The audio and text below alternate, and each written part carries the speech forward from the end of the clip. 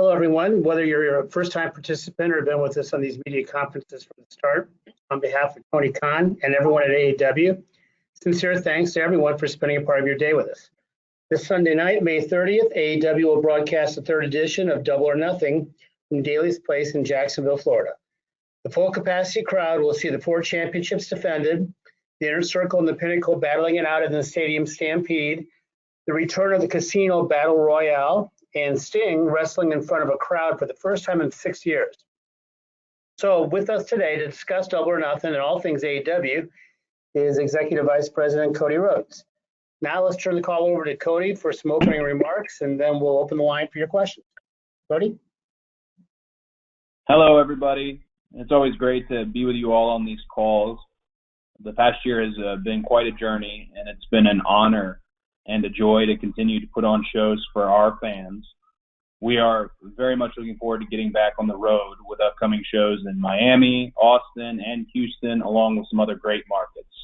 I'm extremely pumped to be able to bring back and be part of this team, and Tony Khan bringing back a full house for the incredible show we have in store at Double or Nothing on Sunday.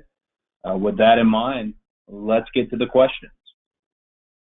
Okay, thanks, Cody. What we're going to do is I'm going to announce who's up first and then who's on deck. So we're going to start with Louis Dangor from Wrestle Talk, and then Izzy. We'd like to have you ready to go after Louis is finished, and Cody answers Louis' question. So Louis, the floor is yours. Hi, Cody. Thank you very much for taking the time. I wanted to speak to you about the upcoming Rampage show, obviously a very exciting announcement. Can you talk to us a little bit about what that show is going to entail? What's it going to look like compared to Dynamite, Dark, and Dark Elevation, and sort of the talks that have been going on about getting that show into fruition? Absolutely. I'm really excited for Rampage. On a personal note, one of the things I'm looking forward to seeing with Rampage is we have a very large roster. We're looking to expand our roster even further. So to be able to get people off the bench, some very, very talented people to spread the wealth, it's incredibly exciting. It's August 13th, TNT. We're going to be on at 10 p.m. Eastern, and then Rampage is going to move to the mothership, to the Superstation TBS, starting January 1st, 2022. Rampage is definitely going to complement Dynamite, and it will serve as a third hour of programming where we can further our storylines and showcase this roster. A big part of this is establishing, or better yet, reestablishing TBS as the world's undisputed destination for wrestling, and with the 3 best hours of wrestling on the planet joining their network early next year, I think we're on track to do just that. I am very excited for Rampage. I got to see some of the art for the logos and things of that nature and the digital assets just the other day, and it's just really cool to see us able to expand so quickly. Okay, thanks, Louis. Izzy from Hot Tag with Izzy is next, and we're going to follow Izzy with Stephanie Francombe from Steel Chair. Izzy? Hey, can you guys hear me? Yes, I can hear you, Izzy.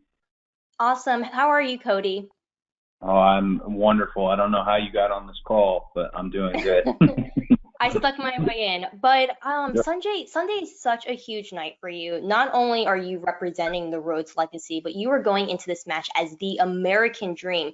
So is this match against Anthony Gogo like a statement match for you? I look at every pay-per-view in such a, almost all of them I look in a different light for the story that I'd like to tell and the story that I'm currently part of. This just fits so well, being Memorial Day weekend and being that both men in the match really truly are living the American dream and the beauty of that. And again, this weekend in Jacksonville, Florida, it just felt like a great time to pick up that sword and shield that I referred to as too heavy for me. It is, but again, it's mine and Dustin's to pick up. It's a one night only thing. I'm the American Nightmare. I know my role, but I absolutely will try and make a statement as far as myself as a wrestler, myself as a member of the Rhodes family, and where we're moving forward to with Double or Nothing, and as the brand continues to expand. So yes, ma'am, it is indeed a statement match. Thanks, Cody. Up next is going to be Stephanie Francombe from Steel Chair, and following Steph will be Sean Ross Sapp from Fightful. Steph? Hi, Cody. Hey, I always look forward to hearing your voice on these calls. How are you doing? Oh, thank you very much. That makes me very happy. Merci. That will be my only word in French. My question will follow easy one, because like we said, you picked up Antonio Gogo, which one the first man that you signed, AEW signed, I would say as an AEW baby. I mean, for the Nightmare Factory. I wanted to know what you think about his potential and his progression, his progress over the year, and 2 years maybe now, and why did you choose him? Thank you.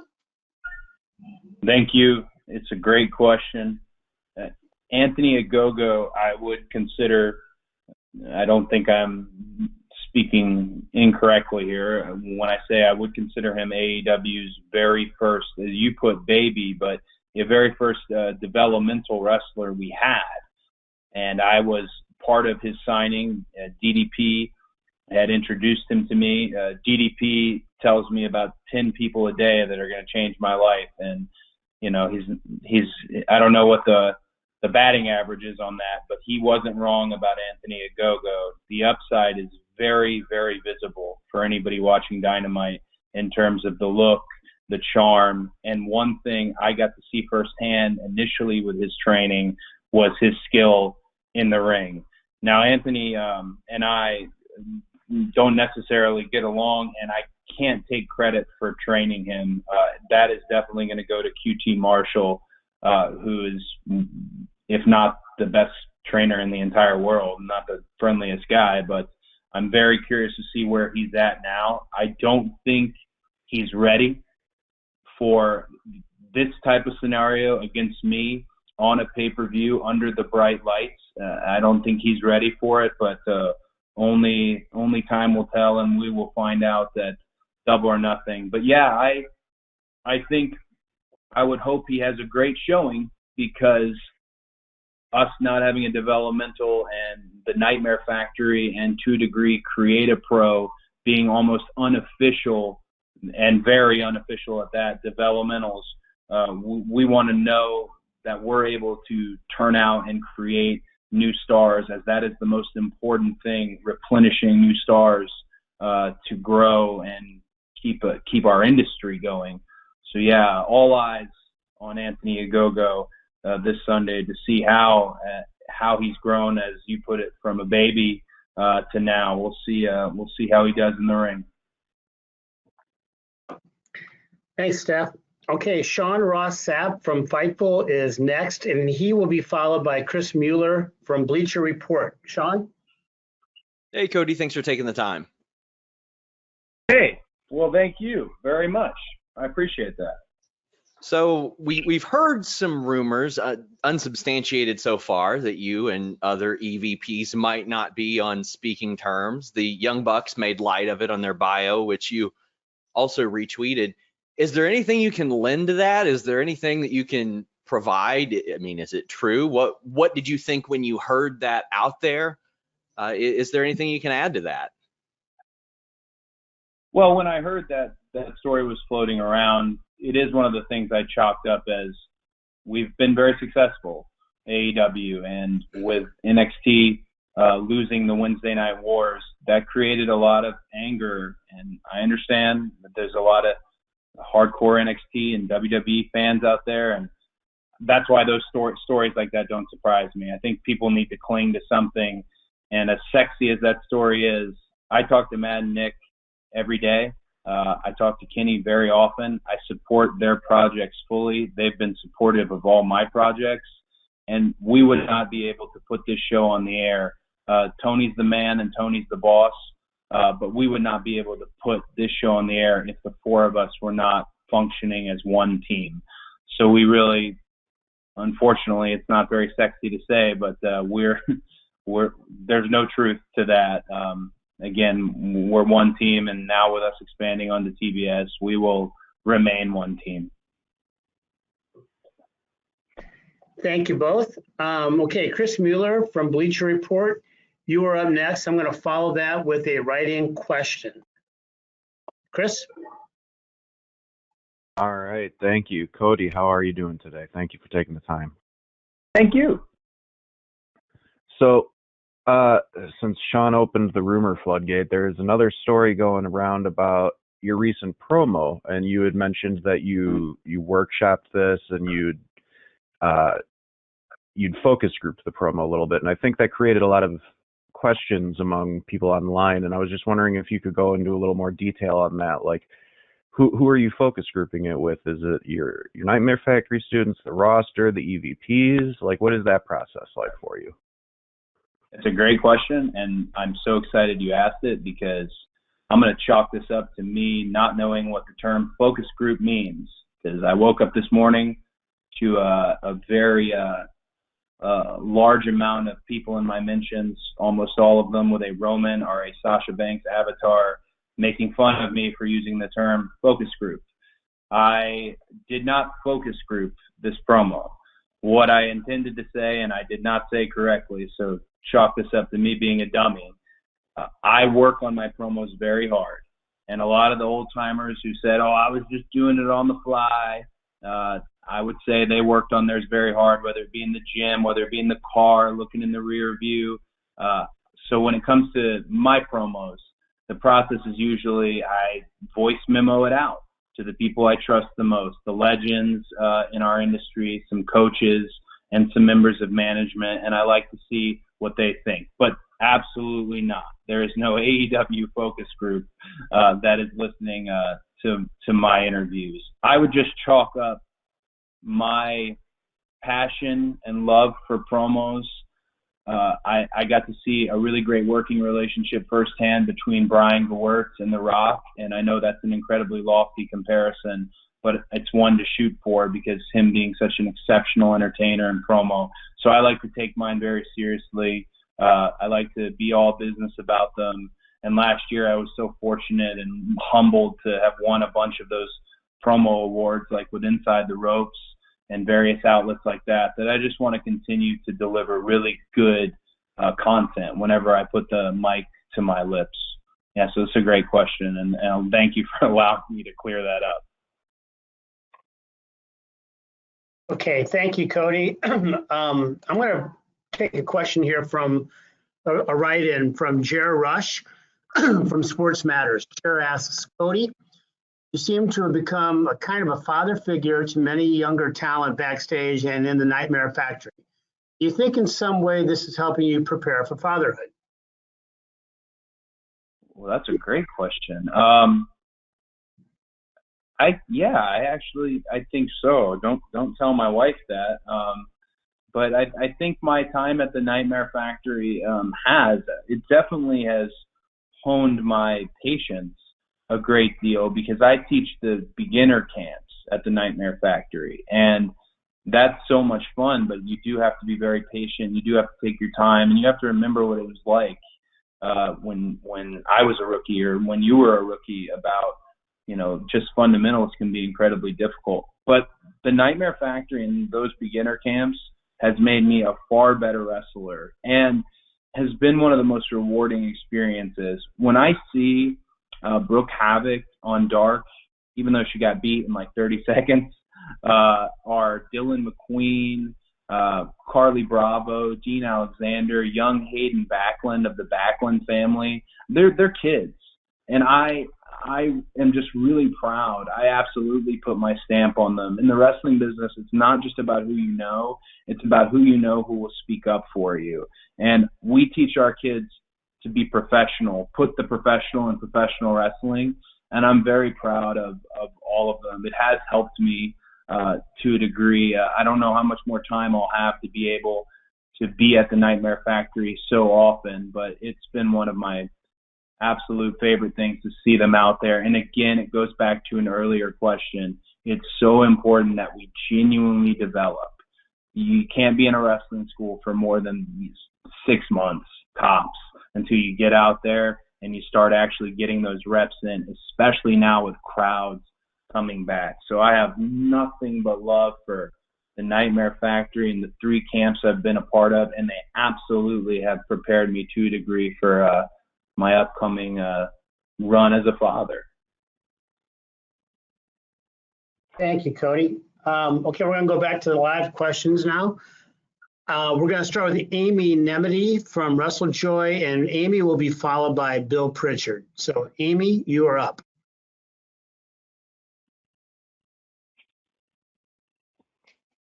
Amy, you need to unmute yourself. Sorry, thank you so much. So the first AEW Double or Nothing was the very first AEW show. And now we have the first AEW show with crowds back again being Double or Nothing as well. What is the energy like in the locker room as everyone gets ready to perform in front of crowds once again? It's a great question. I think what you'll see with the show on Sunday is a lot of perhaps plans or strategies on how people were going to perform and compete, altered by the fact that crowds are back. I wouldn't be surprised if you see some tears because, gosh, Pandemic Wrestling has had some absolute bright spots, the TNT title being the one I always think of the most. But it's time to get back in front of crowds, and I think it will heavily alter and affect the show. I cannot wait. They're going to have to hold me back from jumping into the crowd and just wanting to be right there with them. That's such a huge part of the music that we make. They're really the orchestra for it. And I've just been texting with different members of the roster. Just this morning, I was talking with Eddie Kingston and just all of us. It's all underlying that backstage environment, and that energy is, we're ready for this. We're ready and to be coming back to a full house, Daly's Place, Jacksonville.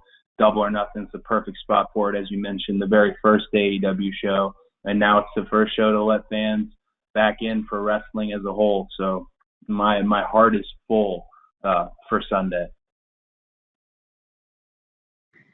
Thank you both. Okay, we're going to now go to Bill Pritchard from WrestleZone, and Bill will be followed by Stephanie Chase from Digital Spy. Bill?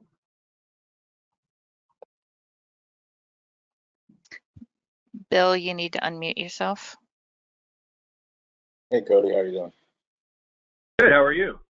Not too bad. I wanted to ask another question related to Rampage. We know the show's coming, and I believe you or Tony said it was going to be, treated on the same level as Dynamite, but it's also going to be the 4th show in a week with the 2 Dark brands. So how is it going to influence, if at all, Dark and Elevation? And do you have any updates on how the quarterly specials are going to be fit into that format? I know people keep referring to them as Clash of the Champions style shows, but any updates on how they're going to be integrated into the plan? Absolutely. Tony is not lying to you when he says that the Rampage will be treated with the same care that Dynamite is. I know comparable in the business, often when a new show comes up, it might be considered a secondary show. This is not unlike the TNT title was never intended on being a secondary title. And I also know that a lot of people are really concerned about what happens with Dark and Dark Elevation. Those are fan favorite pieces of content. We are absolutely going to continue to produce them. And I'm excited as we travel to not only be touching the independent scene from Georgia, Florida, Alabama, and the South, we're going to be able to look at it a little bit case by case as we're going to these different markets, which has always been something to look forward to when it comes to Elevation or when it comes to Dark itself. Rampage and Dynamite are very much going to be complementary shows. They are not competing brands. The rosters are not split, and they will lean in to the 4 mega events that we do for TNT. And if you know anything about us with what we've just put on TV, we're not a save it for the pay-per-view type company. We have 4 pay-per-views a year, and that logic is, in this economy, it's passé to save it because we're paid for the TV content and paid incredibly well. So those 4 specials will be a la Clash of the Champions. That is the best example I can give you, other than perhaps Saturday night's main event. They will be mega events. As you know, Tony likes to theme Dynamites often per holidays, per events. And these will be converging stories, is a good way to look at it, that you'll see when it comes to the 4 specials. But Rampage, Elevation, Dark, Dynamite, they might have all individual identities, but they're all held as a priority, and Dynamite and Rampage are absolutely complementing each other. Thank you, Cody. Stephanie Chase, you are up next. Hi, Cody. Stephanie, just a minute. I want to alert John Alba will be following Stephanie. Steph, go ahead. Hey, sorry for jumping in there. Hey, Cody, how are you? I am doing wonderful. How are you? I'm great, thank you. I was just rewatching the Double or Nothing from 2019, and as Amy mentioned, your first pay-per-view, and you really came out there and made a statement, smashing the throne, and you had such a great match with Dustin. So I'm wondering, 2 years on now, Dynamite, you're alone on Wednesdays, you've got new TV deals, you've got Rampage coming up. How do you assess AEW's growth in the past 2 years? Has it happened quicker than you thought it would, and have you accomplished what you set out to, and has your vision for what you wanted the company to be, is it now a reality?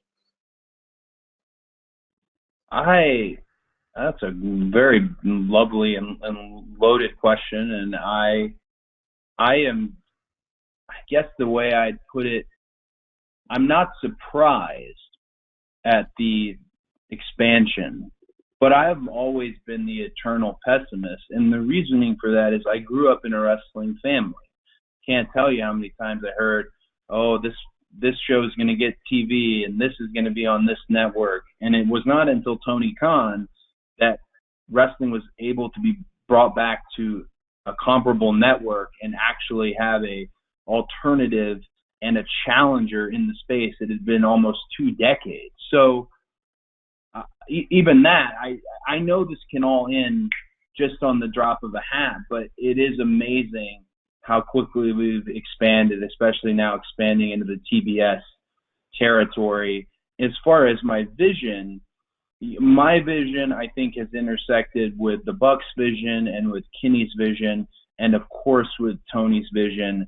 And that I really enjoy because it creates a fluid identity for the show itself. There's nothing that is just going to be AEW 101, or I'm trying to think of another way to word it, but just it's never business as usual with AEW, especially with the roster that we have. So I think my vision it's been truly respected. It's intersected with the Bucks' vision, with Kenny's vision, and then Tony's outlook on what wrestling can be, and kind of his fearless endeavoring and to keep expanding and growth, and the success story we've been for Warner Media. All this long-winded answer to say, I'm not surprised, but it absolutely is something I do not take for granted, that we've been able to expand and bring so many casual and lapsed fans back into the space. Thank you, Stephanie. Cody, thank you. John Alba from Spectrum Sports, you're next. Then I'm going to go to a couple write-in questions. John?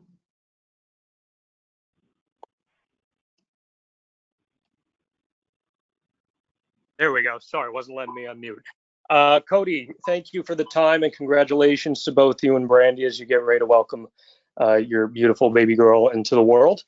I wanted to ask about the crowds coming back. Furthermore, when was the decision made to go full capacity? What is your plan for touring going forward as you start to add more dates here? And can we expect to see Trevor Lawrence or Tim Tebow become all elite? The latter part of your question is tricky. It is unique. I can say I was incredibly excited to find out that right behind the go position is flex field, and to know, Tony Khan whispered to me that Tim Tebow was on that field catching passes, and that was somebody who grew up, in this SEC circles of college football. That was very exciting to hear, to see Urban at the hotel, and of course Trevor Lawrence incoming and having the whole city captivated. I'll tell you this: they better be all elite, because we share a lot of the same space, a lot of the same dressing rooms, the same gym. I would hope, and I think I know Urban's been real excited ever since he saw the Shaq match. But just great acquisitions for the Jags. Congratulations to the Khan family. When it comes to full crowds and full capacity, we're always going to go within state guidelines. Our chief legal officer, who's been seen on several of the contract signings we've done on air, Mega, she's always going to do everything by the book. She truly is law and order, and that makes our touring very easy. We're going to comply within state guidelines. So if that is only a percentage, we're going to only open up that percentage. If it's a state that's able to be full tilt boogie, that's the direction we're going to go. And if markets aren't ready to have our footprint in their building just yet, we do have Daly's Place as an area that there's a few times we're going to come back and revisit. Daly's Place is undoubtedly the home of AEW. It might not have began as the home, but it certainly is now. So we have that to fall back into as we get ready and get this going. I can say, and I don't mean to be vague, there's some really large announcements about touring that are incoming, particularly with some markets that they need to be hit, and we want to hit them, and that's something that I look forward to. So please stay tuned to the All Elite socials for that information. Thanks, John. So I'm going to do a couple write-ins here. First one is from Rick Acino from Sportskeeda. Rick asks, Hikaru Shida has held the AEW Women's Championship for over a year now, while Dr. Britt Baker has steadily become one of the top stars in the company. What's your excitement level and expectations for this match? And if Dr. Britt Baker wins, will she get an action figure? Well, the latter part of that question, let me just go ahead and clear this up. I am not in control of the action figures. I am not. That you can chalk that up to Jeremy at Jazzwares, who does an incredible job, his team. I can say this: they are going to make the action figures that sell. That's why some of them have been over-indexed. Unfortunately, that's been me, and I don't know if you've seen the end of my action figures in sight, but I am terrified every time he makes an action figure announcement. She's got to be on the list soon. I mean, she's one of the world's most popular wrestlers, going into one of the most anticipated matches of the weekend. With respect to Shida, I called myself the ace at AEW in a promo not too long ago, and I would say the only reason I can't fully commit to that is because Shida has been the ace in terms of her ability to compete at a high level with the title, to keep the title, and her celebration coming up tomorrow night on Dynamite, having been the champion for so long. I'm very excited to see their match. I don't think Shida's someone who currently can be beat. That's just my opinion. But what I love about their match is the same thing I love about Miro's match. It's the same thing I love about the Casino Battle Royale, about myself versus Anthony Gogo, of the World Championship on the line, is that this pay-per-view is truly, and we're not using that hyperbolic wrestling language, but every match could be a main event on this pay-per-view. And that's going to make for an absolutely combustible, insanely fun Double or Nothing. Thank you, Cody. And then I've got another question from online here. This one's from George McKay of Straight Talk Wrestling. George asks, the Double or Nothing pay-per-view has really a stacked card. Are there any matches other than yours that you're especially looking forward to? Oh, I think I'm looking forward to seeing how John Moxley mixes it up with Eddie and the Bucks.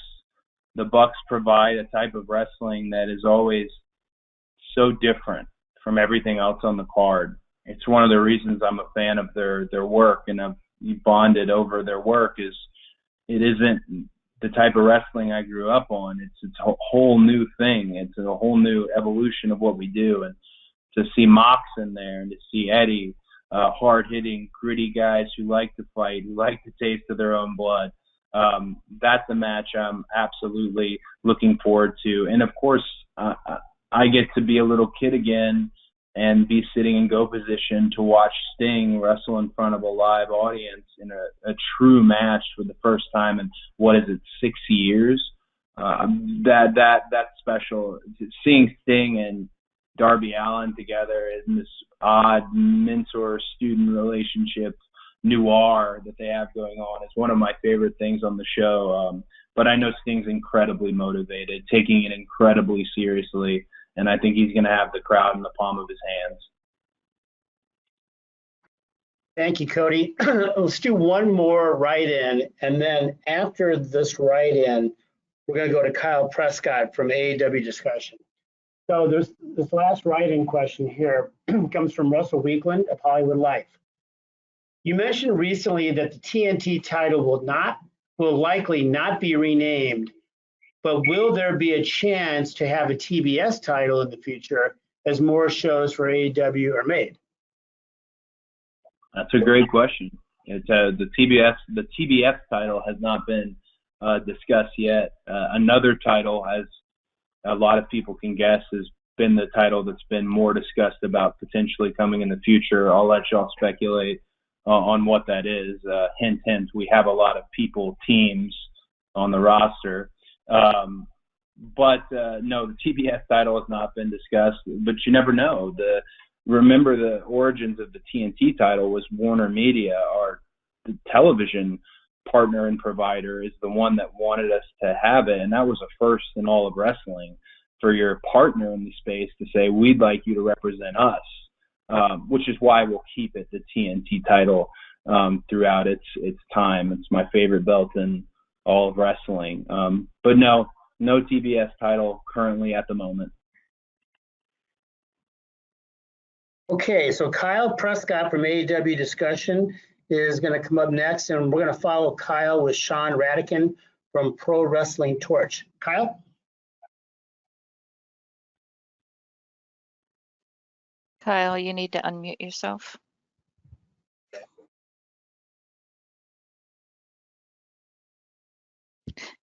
Kyle, you unmuted and then muted again.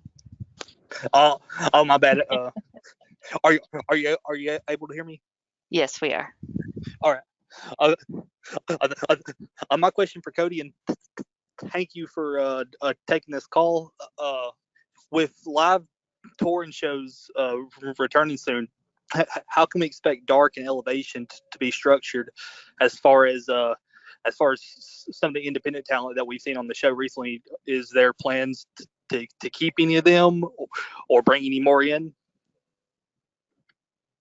With Dark and Elevation, in respect to your question, as we travel and tour, the thing I think that will change is perhaps you'll see less independent faces from the South and more independent faces from the specific market we are in.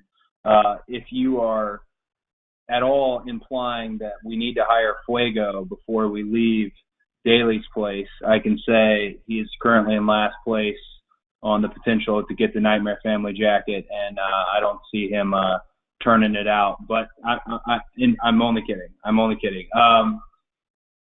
Dark and Elevation are going to be what they always are. Elevation is the showcase. It also is very important to us because Paul White is the announcer on that, Big G being part of it. I think really the only difference you'll notice is perhaps regional in terms of independent talent from the specific markets we're in. But so many people, to your question again, who have impressed us, I guess Fuego's included in that, so many people who have impressed us will probably travel with us, potentially just because they've become a big part of our identity and who we are. But again, that'll be something that time will tell and logistics will tell when it comes to touring. Thanks, Kyle. Okay, Sean Radican from Pro Wrestling Torch will be up next, and Nick Hausman from Wrestling Inc. will follow Sean. Sean, you're up.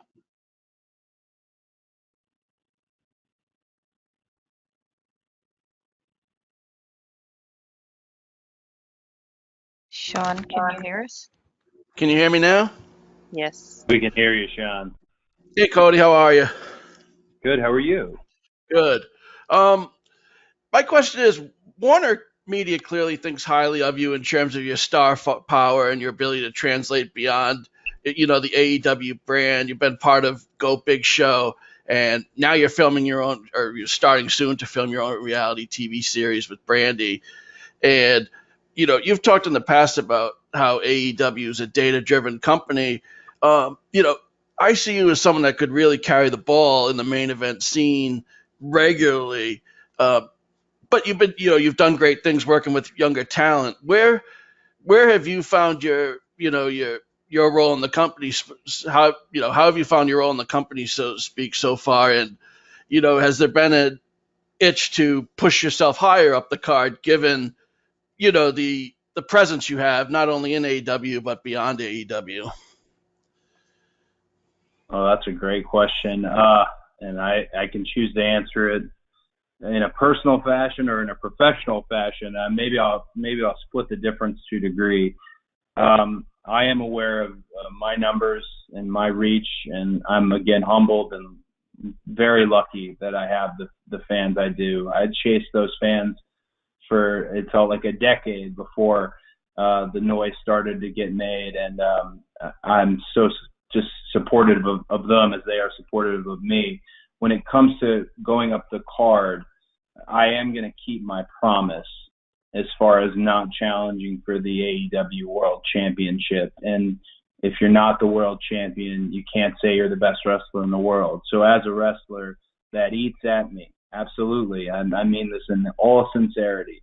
That eats at me. But I made a promise, and we want to make sure as a brand and me as a person that I keep my promises. So what my goal is with any segment that I am part of and with any segment that I produce, because I do produce several segments potentially a week and things of that nature, with anything I produce, I try to make it just as valuable as the main event. I try to steal the show in every capacity I'm presented, and that has presented a challenge with doing it with perhaps some very new and freshman talent, but no risk, no reward. Darby Allin is a prime example of that, and look at what he's become.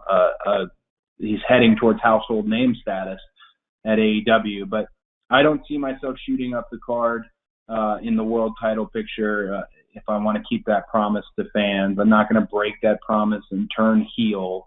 It's just not going to happen. I worked my ass off for the fans that I have, and I'm going to continue to work for them. So I just try to make the best of what I have, and I think that challenges those segments around me, whether they're up the card or down the card, to keep up with me, just as I like to keep up with some of the better talent we have on our show. I appreciate that question a lot. Made me feel really good today. But I like the direction I'm going currently. Thank you. Thank you both. Nick Hausman from Wrestling Inc. You will be up next, and then I'm going to have another write-in question. So Nick, you're up. Hi, Cody. Thank you very much for taking the time to chat with me today. Thank you, my friend. So I wanted to get your take on the idea that fans are kind of taking sides with you and a Gogo. Some fans seem to think that he's the good guy because of some of his criticisms of the U.S. and you're the bad guy for being maybe too pro United States. And then there's just some criticism in general about bringing so much politics into pro wrestling. What are your thoughts on all that? Well, again, with the interview, because that's kind of what we're discussing here, which this interview I felt like was a month ago, and I've been shocked at how much attention it's gotten. But with that in mind, I very much am proud to be an American. I do think hope outweighs. We have tons of problems here, which was the first thing I said when I started speaking. We have tons of problems, but I still genuinely believe hope outweighs. I'm not trying to mansplain racism to anyone. All I was trying to say was that I'm very proud of my wife. I'm proud of the city I'm in, and I'm proud of this baby girl that's on the way. When it comes to Anthony's opinions on the United States, those are his opinions. That's the beautiful thing about being here, is you can say whatever you like, and he has chosen to say a lot, and to a degree pointing out flaws and things that we do wrong as a country. I think you're remiss if you only point them out and don't point out that people are functionally and actively trying to fix them. That's one of the things I'm most proud of, and I'm excited for Memorial Day weekend as we honor our fallen to just always reiterate is, yeah, we've got a lot of messy spots, but everyone does their part, at least I believe, and I'm a hopeful person in terms of trying to clean that up. Anthony is here living the American dream, as were many professional wrestlers in their time. I cited Bruno Sammartino in my promo, an Italian immigrant who just changed our industry forever. I think the way Anthony's done it is a little crude, and I think punching a man when his back is turned, where and then draping them under your flag is a crass, I suppose. But again, that's the beautiful thing about fans. It's the beautiful thing about wrestling. You pay your money. You're allowed to do whatever you want as a fan. So people who think he might be the good guy, or I'm the good guy, or I'm the bad guy, or he's the bad guy, that's fine. That's fine by me. It's more interest for the match and more interest for the outcome of the match. But with all that said, when it's said and done, I really hope to say, whether I like him personally or not, that I'm proud of Anthony as far as him being AEW's first developmental talent and what that looks like in a major pay-per-view spot. Thank you both. Okay, I'm going to read a write-in question, and then we will end by spinning the wheel. We have a lot of questions still in line, but we don't have much more time. So let's go with this write-in right now from Maddie Paddock of The Independent. Cody, following on from the earlier point about AEW's progress and evolution, how do you guard against saturation in the future, in the sense that AEW has a reputation now for producing excellent content, but soon will be doing so on most nights of the week and with live events? That's a lot going on. So keeping everything innovative and must see with that regularity, will it be a balancing act? How are you going to do that? That's a great question. I think the answer is definitely how will we do it. And when I say we, I mean the thing that makes us all tick and makes us all work. It's the roster. I talked earlier about how I try to make my segments matter incredibly, and I try to entertain more than someone else perhaps on the show, and that might encourage and motivate them to do the same. Again, competition creates great product, and we are competitive amongst each other. So it will be up to our roster if we're on Mondays, if we're on Tuesdays, Dynamite being Wednesdays, Rampage being Friday. It's up to our roster. And as far as it up to management and Tony Khan, it's up to how we diversify those shows. I've actually heard Tony say not everybody needs to be on every show, and I completely agree. And that's one of the things. Remember when we first started All Elite Wrestling, the big thing that I sought out was the word fresh. Who's fresh? What's fresh? One of the reasons I wanted to do the open challenge was open that door to something that's fresh, that's perhaps not within our company already. That'll be the ticket to avoiding oversaturation and avoiding dumbing the product down by putting the most fresh wrestlers out there and letting them fly.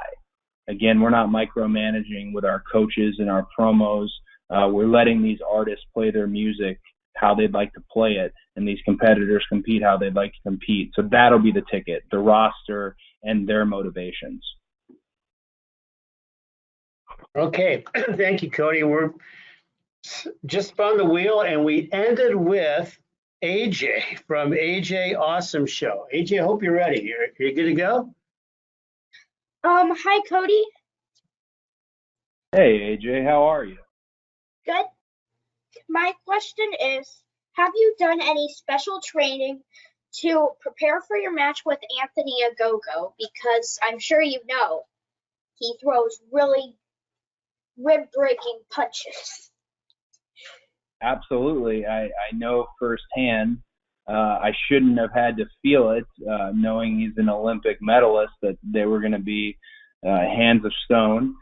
But that's a great question. And yeah, no, I actually have done something different since everything has been a body blow, minus the big one he gave Austin Gunn. With me, everything that's been a body blow, you've got to do core work and you've got to do oblique work and you've got to get outside of the obvious sit-ups and crunches, and you've got to actually get out there and do a little bit of HIIT training and things of that nature. And I've also been able to be in the rings at the school on a regular basis. The ticket with him and the training that I would implement into this match is, this is a wrestling match. In a boxing match against Anthony, I don't stand a chance. In a wrestling match, I actually don't think he stands a chance, because every fight, and everybody who's been in a fight who's on this call knows this, ends up on the ground. If I can get him on the ground, or if I can get him on the ropes, if I can contain those hands, then it's going to be a good night for me. If I can't, I'll be looking up at the lights for the old 3-second tan. Thanks, AJ, and thanks, Cody, and thank you to everyone. Unfortunately, we're at the end of our time, so per our custom, we'll be distributing an audio copy shortly. So once again, thanks again for joining the call. We hope to see some of you this weekend in Jacksonville. But no matter where you may be on Sunday night, we appreciate you being part of Double or Nothing. Best wishes to everyone, and thanks again for your interest and support of All Elite Wrestling. Thank you. Thank you all.